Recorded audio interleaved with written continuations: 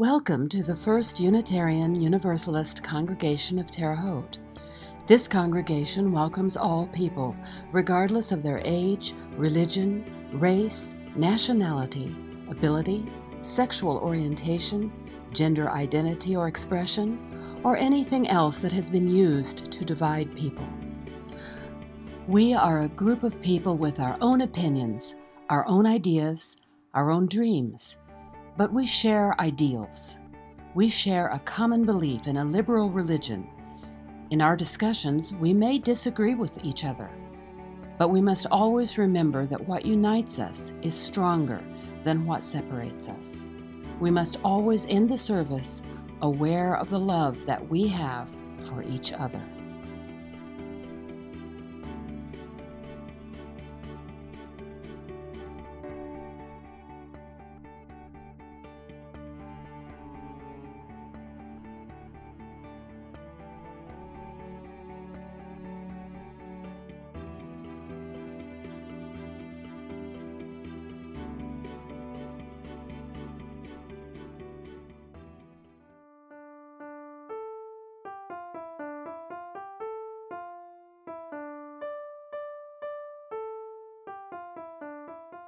Have you noticed frequently how many people are convinced of the correctness of their beliefs and opinions? I mean, really and totally sure. Have you also noticed that many of the opinions you hear these days are so firmly held that no evidence can change that person's opinion? Indeed, when asked to explain the reasons for their opinion, a frequent response is not to give evidence in support of the opinion, but to repeat that opinion again in the mistaken belief that repetition is evidence. If you now expect today's sermon to be about politics in America today, you are mistaken. History provides too many examples of this phenomenon for us to argue that our age or our politics is unique. If we call this phenomenon absolute certainty without any supporting evidence, then it permeates the history of humanity. The phenomenon is found whenever we examine religious beliefs, educational practices, political debates, everyday behavior, even the language that people use, our word use, our definitions, and especially our idioms. Here's a list of some examples. When I discover how to transform lead into gold, I will become rich. It is impossible to convert lead to gold.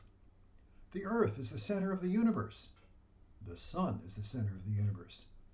The earth is flat. God created the world in 6 days. The universe was created by a Big Bang billions of years ago. Waging war will prevent wars. All wars inevitably cause other wars.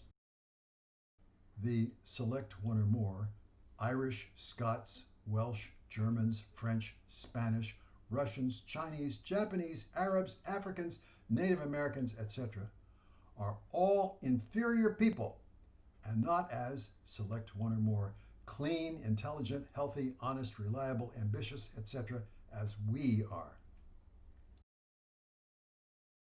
Slavery is ordained by God. Every person has inherent worth and dignity that must be respected. Everyone must support justice, equity, and compassion in human relations. Christianity is the only true religion. Islam is the only true religion. My religion is the only true religion. Reducing tax rates will always increase the government's tax revenues. Certain vaccines cause autism. Vaccines never cause autism. There are no universal truths, with the possible exception of this one. One should never tell a lie. One should always tell the truth. If I am feeling impish, I can come up with some arguments for almost all of the items on this list. Yes, it is obvious that there are contradictions on the list, but many people in the past have passionately believed things on this list. And there are many people in the present whose firmly held beliefs can be found on that list. I cannot explain why so many people, including sometimes myself, are so passionate about believing things without paying enough attention to the evidence against these beliefs. It seems to be a part of how we think and operate. It does not seem to be easily modified. Anyone who has been an educator knows how hard it is to convince people that one of their beliefs might not be quite so certain. All of us know how discussions with others about passionately held beliefs rapidly degenerate into arguments and accusations. It is painful to hear a discussion about political issues, race relations, economic justice, or social equality turn into a nasty exchange of accusations about the education, intellectual ability, capability, and integrity of the other person. These discussions, or more correctly, passionate arguments, have little to do with resolving differences. Indeed, we often see discussions filled with name calling, insults, and totally empty of mutual respect and courtesy. So, the question that we need to consider today is quite simple. First, how can we live together in harmony with people who, in our opinion, are stupid, uneducated, bigoted, and just plain wrong? Second, how can they live together with us, knowing exactly how we feel about them? Clearly, these questions will not be answered in this short sermon. Any resolution will require major changes in how we think and behave. It will require changing generations of cultural norms. I doubt that any changes will come about this afternoon or even by tomorrow morning, but I need a good conclusion, so please be patient for a short time. I have found that good children's books frequently contain good advice for adults. This may have something to do with the teachings of many religious leaders, most of whom had special thoughts about childhood. As an example, Jesus is reported to have said, "Let the little children come to me, and do not forbid them, for of such is the kingdom of heaven." Maybe we need to recognize the value of looking at the world like a child. Maybe we need to understand the world like a child does. Maybe we need to learn the way that children learn. One of my favorite children's books is less than 10 years old, so it is not a classic. The title is Being Frank. It seems as if this book was written just for me. The book is about a little boy named Frank who never lies and believes that honesty is the best policy. Frank's honesty is total and unvarnished. Frank tells his teacher that her breath smells funny. Frank tells his principal that his toupee looks like a pet weasel.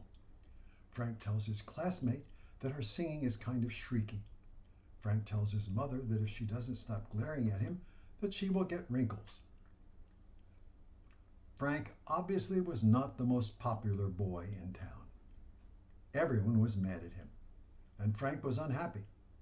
So Frank went to visit his grandpa Ernest and told him that everyone was mad at him for being Frank. Frank even admitted that he wasn't even sure that honesty was the best policy.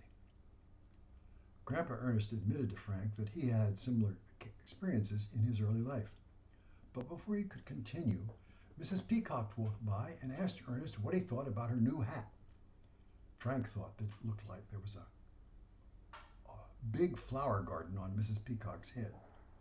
Grandpa said, "There are an awful lot of flowers on that hat, but my favorite is the purple one in the middle." Mrs. Peacock walked away happy. But Frank accused his grandpa of lying. Grandpa said, "No, Frank, I told the truth. I talked about the good things on her hat instead of the not so good things." Similar conversations keep occurring. Grandpa seems to have lots of good friends who ask his opinions. Mr. Pickles asked Grandpa to taste his new relish. Grandpa took a small taste and had a very strong reaction to the extremely peppery taste. Mr. Pickles asked Grandpa for his opinion, mentioning that the relish couldn't be sold if it was not good. Grandpa, with his eyes watering and his tongue burning, said, "More sugar, less pepper." And Mr. Pickles then thanked Grandpa for his help. Frank was amazed that Mr. Pickles didn't get mad at Grandpa. But Grandpa explained that Mr. Pickles asked for the truth, and that was why he gave it to him. Finally, Grandpa Ernest had the time to tell Frank, "You should always give people the truth, but you just have to find the right way to serve it." The book ends with many examples of Frank telling the truth, but serving it with less pepper and more sugar. The lesson is simple. It is not enough for us to just say what we believe is the truth. We need to explain our opinions and beliefs in a manner that allows the other person to hear us, rather than just getting angry with us. We must explain our beliefs in a constructive and palatable fashion, like with less pepper and more sugar. When we look at the religious stories in sacred works, we will find many examples of people being encouraged to consider the other person and the other person's life before making assumptions or judgments about them. Examples would include the stories about the widow's mite or the prodigal son returning. In both cases, people are making judgments without considering the full story, without considering how another person feels, thinks, or believes. There is a simple word for what is required: empathy. Empathy is not compassion, not sympathy. It is the ability to imagine oneself in the condition of another, the ability to identify with or understand the perspective, experiences, or motivations of another individual, and to comprehend and share another's individual emotional state. Empathy is not a cure-all.